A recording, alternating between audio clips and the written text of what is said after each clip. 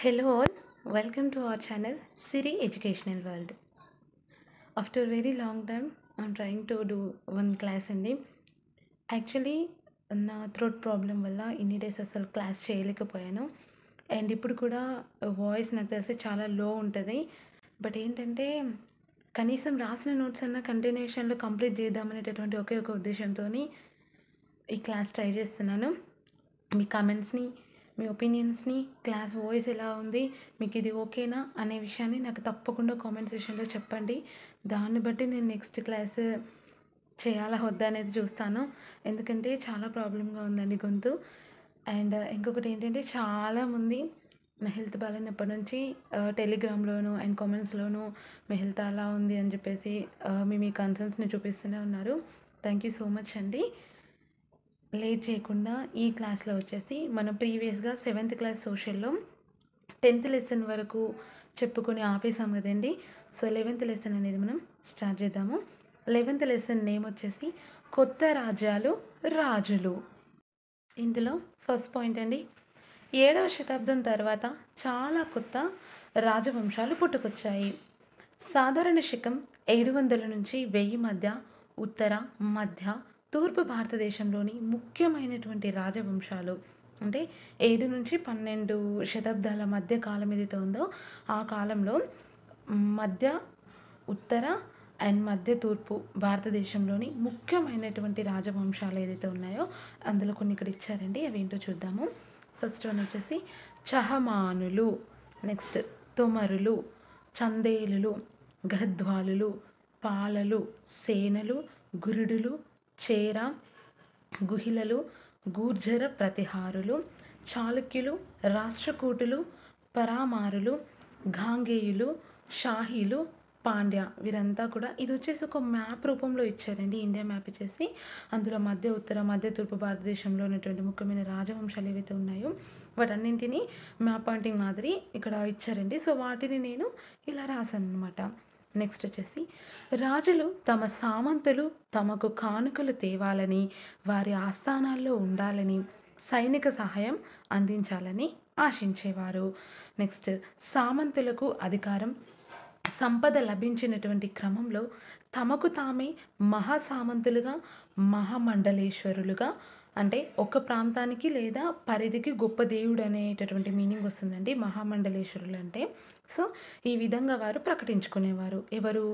సామంతులు అధికారం, సంపద వచ్చేటటువంటి క్రమంలో వారికి వారే సొంతంగా వారిని వారు మహాసామంతులుగాను, మహామండలేశ్వరులుగాను ప్రకటించుకున్నారు. నెక్స్ట్ రాష్ట్రకూటులు మొదట కర్ణాటకలోని చాళుక్యులకు సామంతులుగా పనిచేసేవారు. కర్ణాటకలోని చాళుక్యులకు మొదటగా సామంతులుగా పనిచేసిన వారు ఎవరండి? రాష్ట్రకూటులండి. ఎవరు? రాష్ట్రకూటులు. వీళ్ళు మొదటగా ఎవరికి సామంతులుగా పనిచేసేవారు? కర్ణాటకలోని చాళుక్యులకు సామంతులుగా రాష్ట్రకూటులు పనిచేసేవారు. నెక్స్ట్ వన్ వచ్చేసి 8వ శతాబ్దం మధ్యలో రాష్ట్రకూటుల్లో ముఖ్యుడైనటువంటి దంతిదుర్గుడు చాళుక్య ప్రభువును ఓడించి హిరణ్య గర్భ, దీన్నే బంగారు గర్భం అని కూడా అంటారండి, ఈ విధమైనటువంటి సంస్కార విధిని నిర్వహించాడు. అయితే ఈ విధమైనటువంటి సంస్కార విధిని నిర్వహించడం వల్ల తాను పుట్టుకతోని క్షత్రియుడు, ఒక రాజు కాకున్నప్పటికీను ఈ యొక్క క్రతువు ఏదైతే ఉంటుందో హిరణ్య గర్భ లేదా బంగారు గర్భ అనేటటువంటి క్రతువుతో పునర్జన్మ పొందుతానని అతను భావించాడనమాట. అయితే ఇక్కడ చూడండి, ఏ శతాబ్దంలో అండి అంటే ఏ శతాబ్దం మధ్యలో? 8వ శతాబ్దం మధ్యలో. ఎవరిలో ముఖ్యుడు? రాష్ట్రకూటుల్లో ముఖ్యుడైనటువంటి వారు ఎవరు మరి అతనంటే? దంతిదుర్గుడు అండి. రాష్ట్రకూటుల్లో ముఖ్యుడైనటువంటి దంతిదుర్గుడు అతడు ఎవరిని ఓడించారు అంటే చాళుక్య ప్రభువును ఓడించి ఏ విధమైన క్రతువును అంటే ఏ విధమైనటువంటి సంస్కార విధిని నిర్వహించాడు? హిరణ్య గర్భ అనేటటువంటి సంస్కార విధిని నిర్వహించాడు. ఈ హిరణ్య గర్భ అనగా బంగారు గర్భం అనేటటువంటి ఒక అర్థం కూడా వస్తుంది. అయితే ఈ క్రతువు ద్వారా తాను పుట్టుకతో క్షత్రియుడు కాకపోయినప్పటికీ కూడా పునర్జన్మ పొందుతానని చెప్పేసి అతను భావించడం జరిగింది. నెక్స్ట్ పాయింట్, కదంబ, మయూర శర్మ, గూర్జర ప్రతిహార, హరిశ్చంద్రుడు బ్రాహ్మణులైనప్పటికీ వారి సాంప్రదాయ వృత్తులను వదిలిపెట్టి ఆయుధాలను చేతపట్టి కర్ణాటక, రాజస్థాన్లలో రాజ్యాలను స్థాపించారు. ఎవరండి? కదంబ, మయూర శర్మ అండ్ గుర్జర ప్రతిహార, ఇంకొకరు హరిశ్చంద్రుడు. వీరు ముగ్గురు కూడా ఎవరండి? బ్రాహ్మణులు. వీరు బ్రాహ్మణులు అయినప్పటికీ కూడా వారి యొక్క సాంప్రదాయ వృత్తులన్నింటిని కూడా వదిలిపెట్టేసి ఆయుధాలను చేతపట్టి ఏ ఏ ప్రాంతాల్లో రాజ్యాలను స్థాపించారండి? కర్ణాటక, రాజస్థాన్లలో రాజ్యాలను స్థాపించడం జరిగింది. నెక్స్ట్ వన్, శాసనాలలో మొదట పేర్కొనేటటువంటి భాగాన్ని ప్రశస్తి అంటారు. ఏమంటారు? ప్రశస్తి. శాసనాలలో మొదట పేర్కొనే భాగాన్ని ఏమంటారండి? ప్రశస్తి అంటారు. నెక్స్ట్ పాయింట్, ప్రశస్తులలో పాలకుల కుటుంబాలు, వారి పూర్వపు రాజుల గురించి, వారు ఏ కాలానికి చెందినవారో, వారి ఘనతలను, విజయాలను ఎలా చాటుకునేవారో తెలుపుతాయి. ఈ యొక్క శాసనంలో మొదటి భాగమైనటువంటి ప్రశస్తి ఏదైతే ఉందో ఆ ప్రశస్తి ఏ విధమైనటువంటి అంశాలను తెలుపుతుందండి? పాలకుల యొక్క కుటుంబాలు, వారి పూర్వపు రాజుల గురించి, వారు ఏ కాలానికి చెందినవారు అండ్ వారి యొక్క ఘనతలేంటి, వారు సాధించినటువంటి విజయాలు ఏంటివి అనేటివి, విజయాలను వారు ఎలా చాటి చెప్పుకునేవారు అనేటటువంటి అంశాలను తెలుపుతాయి. నెక్స్ట్, వీటిని పరిపాలనలో సహకరించే బ్రాహ్మణ పండితులు రాసేవారు. పాయింట్ ఏంటండి? ప్రశస్తిని రాసేవారు ఎవరు అంటే వీటిని అంటే రాజుల యొక్క పరిపాలన సహకరించేటటువంటి బ్రాహ్మణ పండితులు ఉంటారు కదండి, వారు వీటిని రాసేవారు. నెక్స్ట్, పాలకులు తమ విజయాలను, పరాక్రమాలను ఎలా వర్ణించుకునేవారో వీటి ద్వారా తెలుస్తుంది. నెక్స్ట్, రాష్ట్రకూటుల కాలం నాటి ఎల్లోరాలోని 15వ నెంబర్ గుహలోని విష్ణువును నరసింహునిగా చూపేటటువంటి చిత్రం కలదు. ఇక్కడ నేను ఒక పాయింట్ చెప్పాను కదండి, రాష్ట్రకూటుల కాలం నాటి ఎల్లోరాలోని 15వ నెంబర్ గుహలో విష్ణువును నరసింహునిగా చూపేటటువంటి చిత్రం కలదు అని. ఈ బిట్ వచ్చేసి 2024లో జరిగినటువంటి ఫస్ట్ సిబిటి ఎగ్జామ్ ఉంది కదా, టెట్, అందులో ఇచ్చారండి. యాక్చువల్లీ నేను టెక్స్ట్ బుక్ మొత్తము చదివి కూడా జస్ట్ ఆ పిక్చర్ కింద ఉన్నటువంటి ఈ పాయింట్ని మిస్ చేశాను. సో ఇదే బిట్ వచ్చింది, నేను ఈ బిట్ మిస్ అయ్యాను. సో దీన్ని బట్టి తర్వాత ఈ పాయింట్ ఎక్కడ ఉందని సెర్చ్ చేస్తుంటే నాకు దొరికిందండి. అంటే ప్రతి పిక్చర్ కింద ఉన్నటువంటి పాయింట్ని కూడా నేను చదివాను, బట్ ఆ ఒక్కటి మిస్ అయింది. ఆ బిట్టే నాకు ఎగ్జామ్లో వచ్చింది. కొంతమంది ఏమనుకుంటారంటే పిక్చర్స్ కింద ఉన్నాయి కదా, రావచ్చు రాకపోవచ్చు, ఒక్కటి పోతే ఏమైందిలే మిగతాది చూసుకోవచ్చు అనేటటువంటి థాట్ ఉంటుందండి. ఏంటంటే మనము 100 పాయింట్స్ చదివినప్పటికీ కూడా ఆ 100 పాయింట్స్లో ఉన్న బిట్స్ రాకపోవచ్చు. ఏదైతే మనం మిస్ చేసామో మన టైం బ్యాడ్ అయితే ఆ బిట్టే వస్తుంది. సో అది లాస్ అయినప్పుడు ఆ బాధ వర్ణనాతీతంగా ఉంటుందండి. సో ఏంటంటే ఎవరైతే టెక్స్ట్ బుక్స్లో పాయింట్ టు పాయింట్ చదువుతారో టెక్స్ట్ బుక్లో ఇచ్చిన పిక్చర్స్ కింద ఉన్నటువంటి బిట్ని కూడా అస్సలు మిస్ చేయకండి. డెఫినెట్గా వాటిని కూడా చూడండి, మళ్ళీ మళ్ళీ చదవండి. అండ్ ఆ బిట్సే ఎక్కువగా గుర్తుంటాయండి. మనం పిక్చర్స్ ద్వారా చూసి కింద ఉన్న పాయింట్ని చదువుతాం కాబట్టి డెఫినెట్గా అవి ఎక్కువగా గుర్తుండేటటువంటి అవకాశం ఉంటుంది. ఓకేనా? నెక్స్ట్ వన్, మధ్యప్రదేశ్లోని గ్వాలియర్లో సంస్కృత లిపిలో లభించినటువంటి ఒక ప్రశస్తి ప్రతిహార రాజు అయినటువంటి నాగభట్టు యొక్క విజయాలను వివరిస్తుంది. నెక్స్ట్ పాయింట్ అండి, ఇక్కడ ఒక బాక్స్లో ఇచ్చారు నాగభట్టు విజయాలు అని చెప్పేసి అండి. అతని యొక్క విజయాలలో ఫస్ట్ పాయింట్ ఆంధ్ర రాజులు, నెక్స్ట్ సైంధవులు అంటే సింధు, నెక్స్ట్ వచ్చేసి విదర్భ అనగా మహారాష్ట్రలోని ఒక భాగము, నెక్స్ట్ వచ్చేసి కళింగ వచ్చేసి ఒడిస్సాలోని కొంత భాగం అండి. ఈ యొక్క రాజులు ఎవరైతే ఉంటారో తాను యువరాజుగా ఉన్నప్పుడే తన ముందు మోకరిల్లారు. నెక్స్ట్ వచ్చేసి అతడు చక్రాయుధుడు పై అంటే ఈ చక్రాయుధుడు ఎవరండి? కనూజ్ పరిపాలకుడు. అతడి పైన విజయాన్ని సాధించాడు. ఎవరండి? నాగభట్టు. నెక్స్ట్ ఈ నాగభట్టు వంగ అనగా బెంగాల్లోని భాగం అండి. అండ్ అనార్త అంటే ఏ భాగము? గుజరాత్ రాష్ట్రంలోని ఒక భాగము. నెక్స్ట్ మాలవ అనగా మధ్యప్రదేశ్లోని భాగము. నెక్స్ట్ కిరాట అనగా వనవాసులు. నెక్స్ట్ తురుష్క అంటే టర్కులు. మత్స అనగా ఉత్తర భారత రాజ్యాలు. ఈ యొక్క రాజ్యాలకు సంబంధించినటువంటి రాజులను ఓడించారు. ఎవరు? నాగభట్టు. ఇదంతా వచ్చేసి మధ్యప్రదేశ్‌లోని గ్వాలియర్‌లో ఉన్నటువంటి సంస్కృత లిపిలో లభించిన ఒక ప్రశస్తిలో నాగభట్టు విజయాలను తెలిపేటటువంటి ప్రశస్తి. వంగ అంటే బెంగాల్‌లోని భాగమండి. అనార్త అనగా గుజరాత్‌లోని భాగము. మాలవ అనగా మధ్యప్రదేశ్‌లో భాగము. కిరాట అనగా వనవాసులు. నెక్స్ట్ తురుష్క టర్కులని తురుష్కులని అంటారు. నెక్స్ట్ వత్స, మత్స ఇవొచ్చేసి ఉత్తర భారత రాజ్యాలు. ఈ యొక్క రాజులను ఎవరు ఓడించారు? నాగభట్టు ఓడించారు.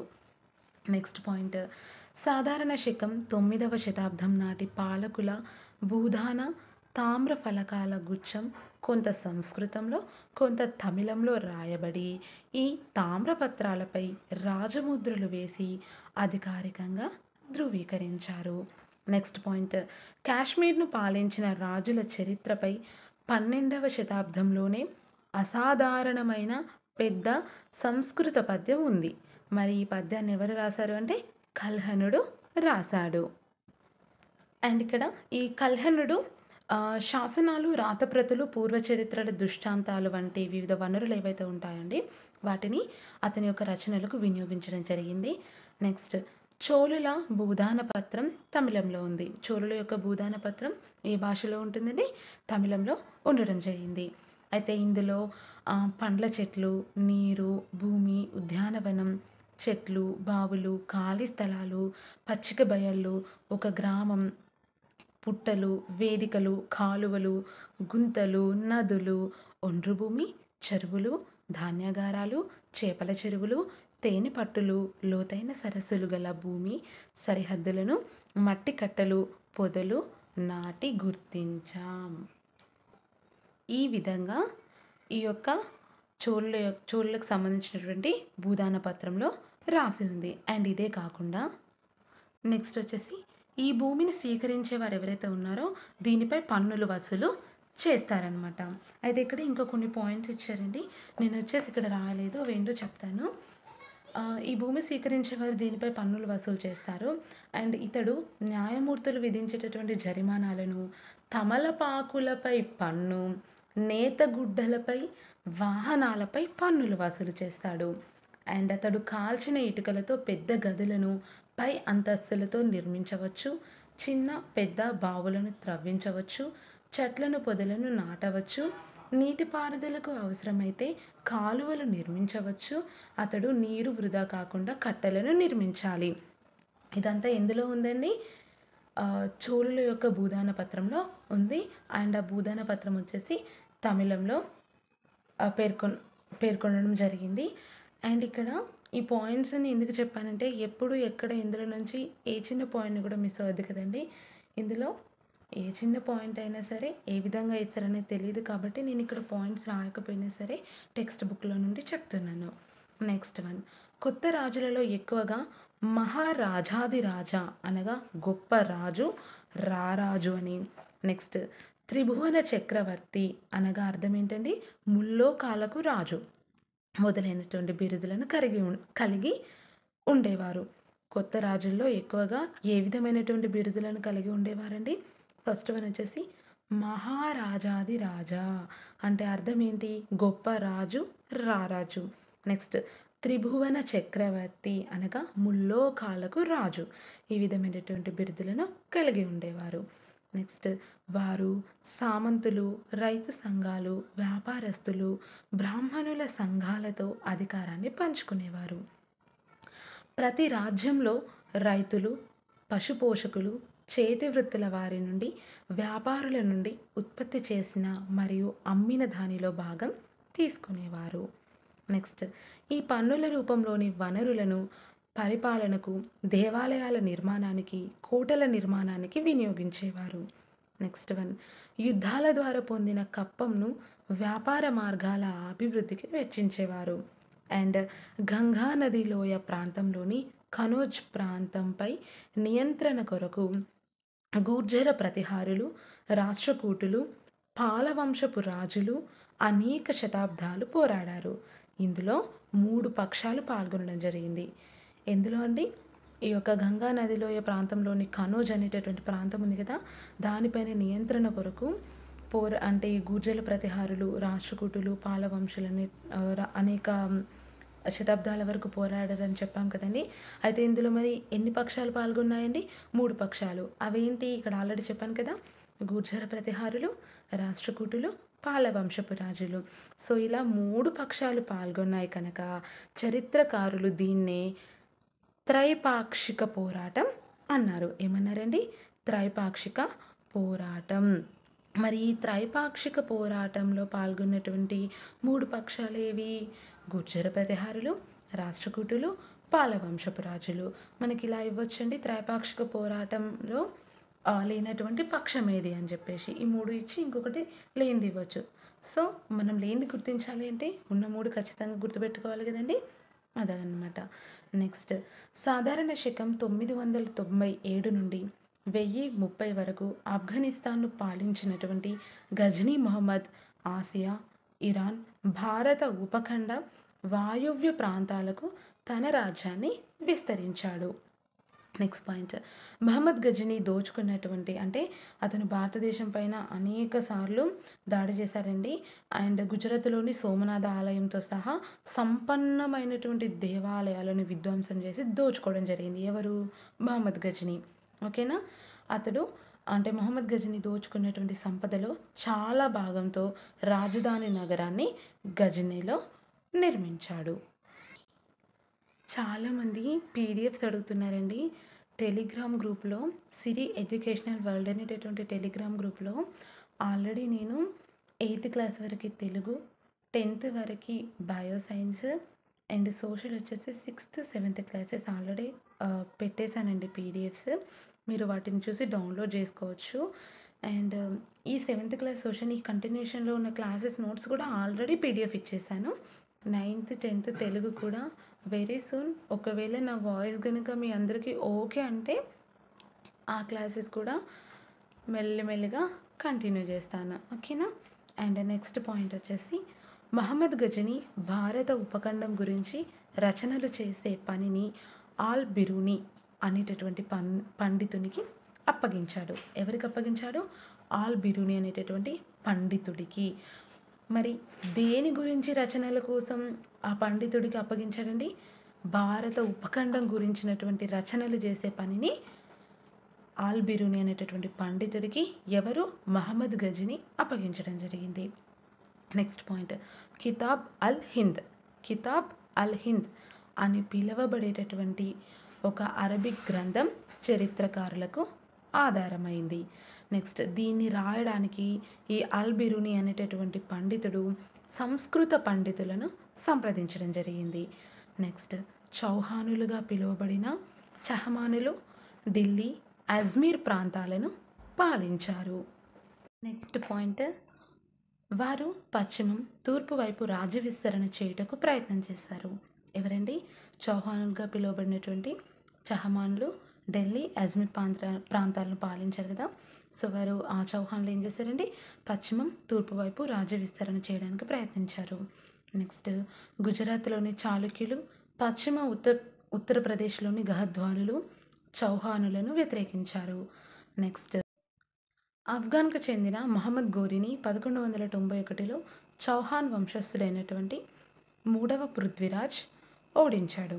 అయితే 1192లో ఈ 3వ పృథ్వీరాజ్ ఎవరైతే ఉన్నారో అతను మహమ్మద్ గోరీ చేతిలో ఓడిపోవడం జరిగింది.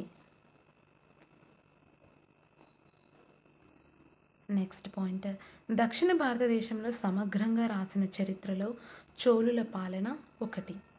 నెక్స్ట్ చోళులు ముత్తరాయర్గా పిలువబడే ఒక చిన్న ముఖ్య కుటుంబం కావేరీ డెల్టా ప్రాంతంపై అధికారం చేజిక్కించుకుంది. వారు కాంచీపురాన్ని పాలించేటటువంటి పల్లవులకు సామంతులు. నెక్స్ట్ 9వ శతాబ్ది మధ్యలో ఉరయూరుకు చెందిన పురాతన చోళ వంశస్థుడైనటువంటి విజయాలయుడు ముత్తరాయర్కు చెందిన డెల్టా ప్రాంతాన్ని ఆక్రమించుకున్నాడు. నెక్స్ట్ పాయింట్, విజయాలయుడు తంజావూరు పట్టణాన్ని మరియు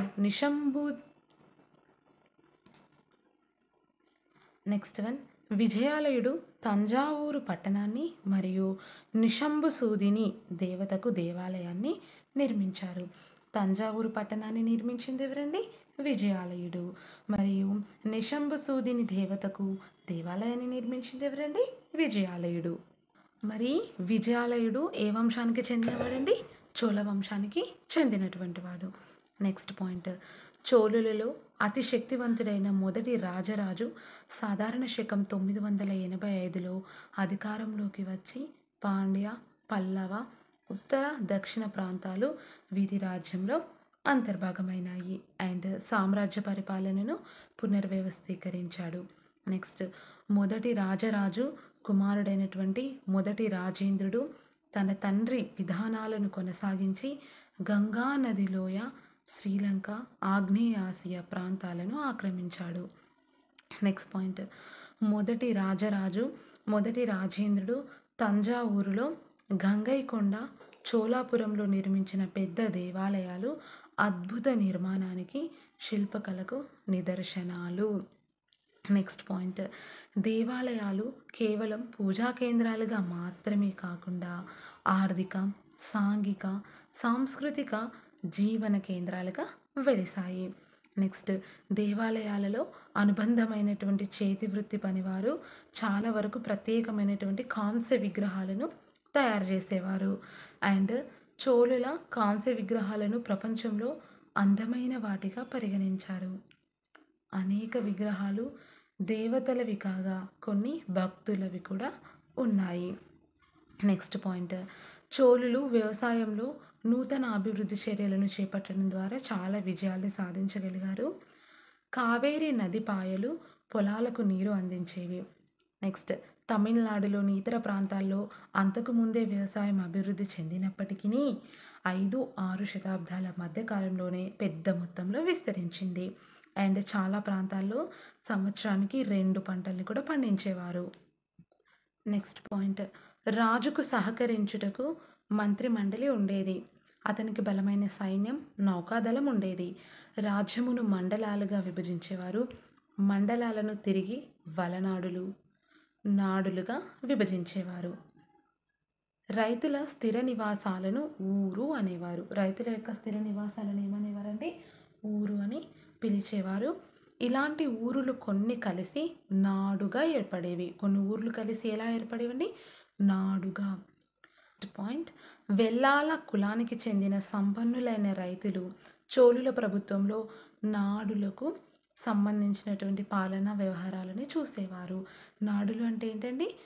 కొన్ని ఊర్లు కలిపి నాడులుగా ఏర్పడేవి కదా.